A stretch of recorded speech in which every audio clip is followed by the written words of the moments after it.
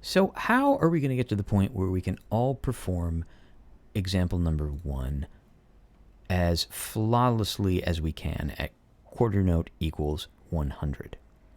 Well, here's what we're going to do. We're going to use a technique that we're going to use for a lot of things this semester. We're going to slow this down to the point of what I call the tempo of consistent control. And I'll talk about the tempo of consistent control in another video more in depth.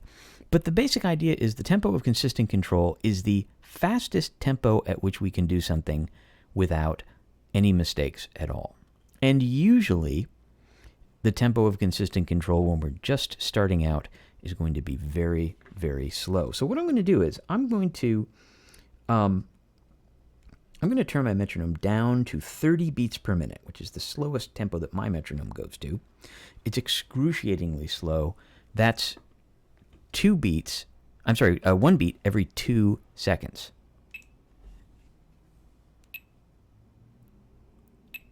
And I'm going to start just by doing example number 1 at 30 beats per minute. So here I go. Sol, do, do, sol, sol, do, sol, sol, do, do, sol, do, sol, sol. Now, suppose I do that well at 30 beats per minute. What I'm going to do is I'm going to gradually bump my tempo up. So let me try now doing this at 40 beats per minute. It's a little bit faster, not much faster, but just a little bit faster.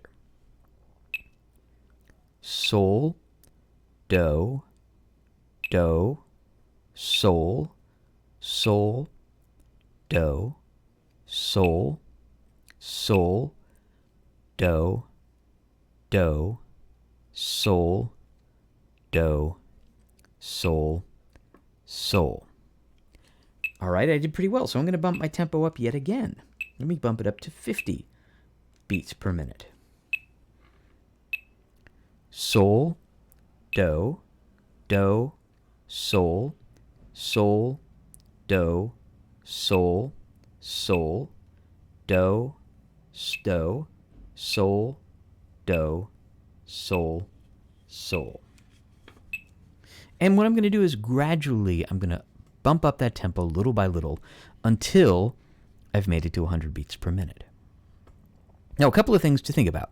First of all, this in real life, this is, I have done this example before, so I know it pretty well. In real life, it's going to take us several days or maybe even weeks to really master this. This is one of the tricks of practice. Do a little bit every day. But one of the things that you might want to do, if you're at a very slow tempo and you can't go any slower and you're still having problems, one of the things you may want to do is break up this bit of music into smaller chunks. Just take, say, 4 notes at a time. Let me just take the first 4 notes, all by themselves. Sol, do, do, sol. Okay, that was pretty good. I'm going to do those first 4 notes again. Sol, do, do, sol. Okay, I feel pretty confident on those. I'm going to go to the next 4 notes. Sol, do, sol, sol. Okay, let me do those again just to make sure I feel confident. Sol, do, sol, sol. Okay, I feel pretty good about the next 4 notes. So now let me put together the first 4 notes with the second 4 notes. So if I put these all together, it will be sol, do, do, sol, sol, do, sol, sol. And notice the whole time I'm doing this, even though the metronome is slower than I want it to be, it's slower than my goal tempo. My goal tempo is 100 beats per minute.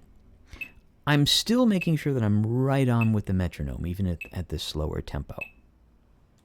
Now, one of the things that people often say is, well, wouldn't it make sense? Shouldn't we just write? How about we do this? Let's just write the solfege syllables right up here. That way, we don't even have to worry about this. We just write them in. We'll know what they are. Perfect. Great. Sol, sol. That makes life easier for everybody. Yes, it does, but we are not going to do this semester. No writing in of the solfege syllables. Why not?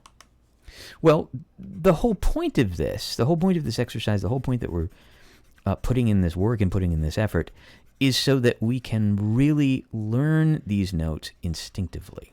And if we start writing in the solfege syllables above, that's going to get in the way. That's going to be a step that is going to prevent us from doing what we want to accomplish. So we're not going to put in the solfege syllables even as we're practicing. It may, as you're starting this, it may make your brain explode just a little bit. And if that's the case, you're doing it right. We're really asking our brains to do something new and do something that they are not used to doing. So if you feel like this is making your head hurt, you're probably doing it right, and I will assure you that the more you do it, the easier it will get. In the next video, we're going to take a look at another set of Manuel Pratique exercises that are going to deal with the bass clef.